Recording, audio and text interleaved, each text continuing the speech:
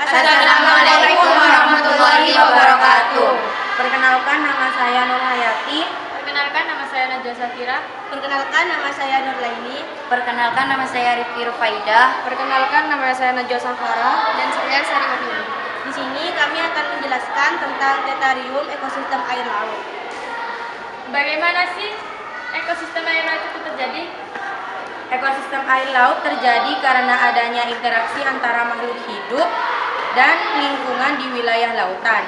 Ekosistem ini harus dijaga kelestariannya karena banyak memberikan manfaat bagi kehidupan. Contohnya seperti sebagai objek wisata, sebagai sumber makanan, sebagai sumber air minum, dan juga sebagai objek lautan, sebagai tempat adanya rumput laut dan juga kerang mutiara, ikan, dan lain-lain. Berapakah luas ekosistem air laut dan berikan contohnya? Biasanya ekosistem air laut luasnya lebih dari 2/3 permukaan bumi dan sekitar 71% dengan keluasan dan potensi yang sangat besar. Ekosistem laut menjadi perhatian banyak orang. Sementara Indonesia juga merupakan negara yang terkenal akan kekayaannya dan kepulauannya, diapit oleh dua samudra yaitu Hindia dan Pasifik. Indonesia memiliki 8.500 spesies ikan dan 550 spesies rumput laut dan 950 spesies terumbu karang. Dibedakan menjadi dua, yaitu berdasarkan intensitas matahari ke dalam lautan dan berdasarkan ke dalam air laut. Kan katanya tadi ekosistem laut dibedakan berdasarkan intensitas cahaya dan berdasarkan kedalaman air laut. Coba jelaskan. Berdasarkan intensitas cahaya matahari dalam laut dibagi menjadi tiga, yaitu daerah fotik, daerah taulik, dan daerah afotik. Daerah fotik yaitu daerah yang bisa ditembus cahaya matahari dalam kedalaman 200 meter. Dan daerah taulik yaitu daerah remang-remang yang tidak efektif untuk kegiatan fotosintesis dan kedalaman maksimum 200 sampai 2000 meter. Dan daerah afotik yaitu daerah yang tidak bisa ditembus oleh cahaya matahari dan sepanjang masanya gelap. Nah, sedangkan menurut kedalaman air laut, ekosistem air laut dibedakan menjadi 4 daerah. Yang pertama, daerah litoral atau daerah pasang surut. Nah, biasanya daerah ini berbatasan langsung dengan daratan radiasi matahari. Variasi temperatur dan salinitas berpengaruh pada daerah ini dibandingkan daerah laut lainnya.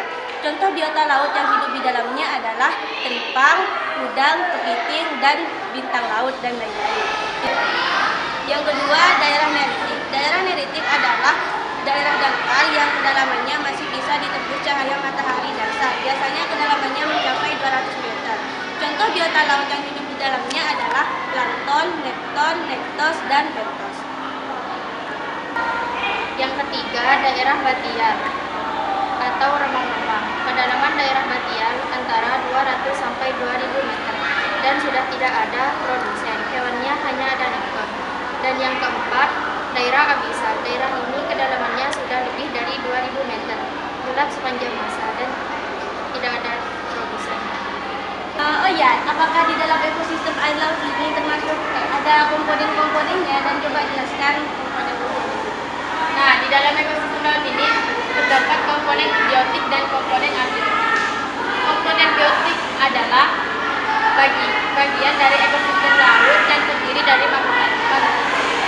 Setiap makhluk hidup memiliki peran penting dalam menjaga ekosistem laut.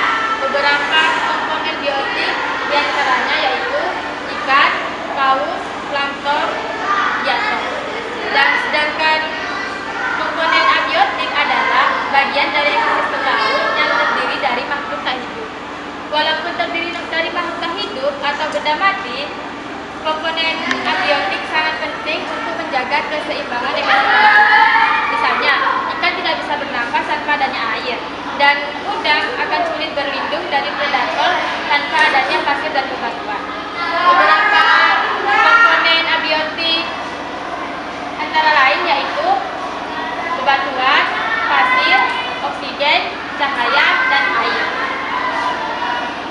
apakah ekosistem air laut ada manfaatnya? Nah, manfaat dari ekosistem laut yaitu ada yang saya tahu ada 3, yaitu laut menyerap karbon dioksida, laut sebagai tempat rekreasi, dan laut sumber bahan makanan sehat. Nah, itu adalah manfaat-manfaat dari ekosistem laut. Ini adalah hasil tetarium kami. Cukup sekian Sekian penjelasan